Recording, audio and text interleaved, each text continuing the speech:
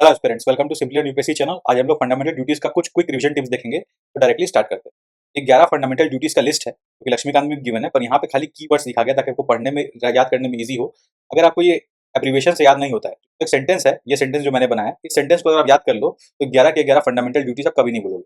Sentence क्या है? Constitutional ideals और नेशनल स्ट्रगल ने सुई की रक्षा करते हुए सर्विस के दम पर एड हेरिटेज और इन्वायरमेंट के वायलेंस से साइंटिफिक टेम्परामेंट और एक्सीलेंस के जरिए चाइल्ड को बचाया।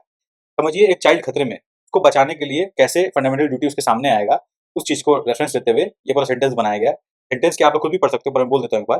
कॉन्स्टिट्यूशनल आइडियल्स और नेशनल स्ट्रगल ने सुई की रक्षा करते हुए, सुई यानी कि सोवरेनिटी, यूनिटी एंड इंटीग्रिटी की रक्षा करते हुए सर्विस यानी नेशनल सर्विस के दम पर बैड, बैड यानी कि brotherhood and dignity of women, bad heritage and environment के वायलेंस से साइंटिफिक टेम्परामेंट और एक्सीलेंस के जरिए चाइल्ड को बचाया।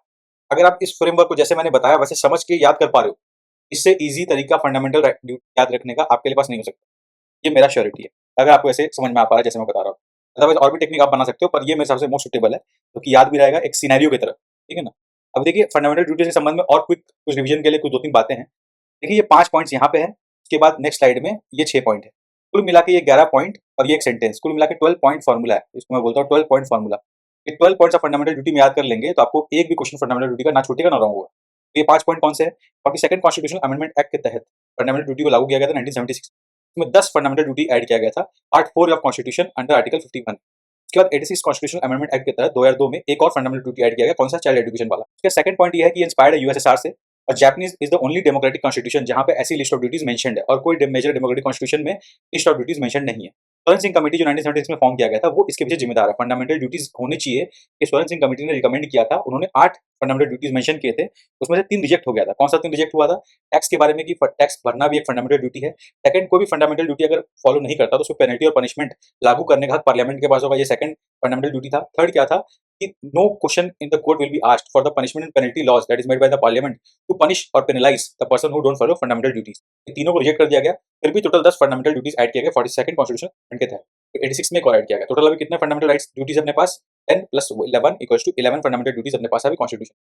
ये हो गए 5 बात। अब देखिए, ये फीचर्स है कुछ-कुछ, इसमें 5 पॉइंट जो 6 पॉइंट है वो भी आपको पढ़ना है, वेरी सिंपल। फंडामेंटल ड्यूटीज जो है वो मोरल और सिविल कोड्स होते हैं। इनमें क्या हुआ, basically Indian way of life को कोडिफाई किया गया। जितने भी इंडिया के ट्रेडिशनल, रीजनल या फिर रिलीजियस प्रिंसिपल्स थे, उनको एक तरह से कोडिफाई करके टास्क को बना दिया गया है इंडियन वे ऑफ लाइफ को रिप्रेजेंट करने के फंडामेंटल ड्यूटीज के अंदर।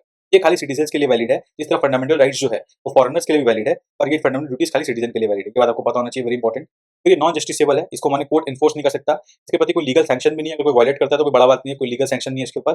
पर पार्लियामेंट ऐसा कानून बना सकता है जो फंडामेंटल ड्यूटीज को इन्फोर्स करे। और ऐसे एक स्टडी हुआ था वर्मा कमेटी द्वारा, जिसमें कई सारे ऐसे कानून मिले इंडिया में जहाँ पे ये फंडामेंटल ड्यूटीज इन्फोर्स किया जाता है इन अ वे। तो ये आप पढ़ सकते हो, एग्जाम्पल फॉरेस्ट कंजर्वेशन एक्ट। तो ये 6 पॉइंट, ये 5 पॉइंट और 1 पॉइंट, टोटल 12 पॉइंट्स अगर आपको फंडामेंटल ड्यूटी का समझ में आ गया, अगर आपको समझ में आ गया और आप याद कर पा रहे हो, तो आपका फंडामेंटल ड्यूटी कंप्लीट हो गया। एंजॉय कीजिए, चिल कीजिए। अगर आपको इनिशिएटिव अच्छा लगा, चैनल को लाइक कर सब्सक्राइब करें, और ऐसे ही क्विक रिवीजन टिप्स पाने के लिए, पॉलिटी के लिए, अदर सब्जेक्ट्स के लिए, प्रीलिम्स के पहले हमारे चैनल को जुड़े रहिए, सब्सक्राइब कीजिए। और अगर आपको डिस्कशन पीडीएफ जो हमने डिस्कस किया इसका एक्सेस चाहिए तो हमारा टेलीग्राम चैनल है सिंपली लर्न ऑफिशियल चैनल, उसको ज्वाइन करें। इसका लिंक डिस्क्रिप्शन बॉक्स में नीचे गिवन है। अगर आपको लिंक से क्लिक नहीं होता, कई बार इंटरनेट इशू के कारण टेलीग्राम में लिंक क्लिक नहीं होता है, तो टेलीग्राम में जाकर सर्च मारिए सिंपली लर्न ऑफिशियल चैनल, वहाँ पे आप उसको इजीली एक्सेस कर सकते हो। और भी अदर पीडीएफ जो हम शेयर करते हैं, सभी का एक्सेस वहाँ पे आपको मिल सकता है। आई होप आपको इनिशिएटिव अच्छा लगा।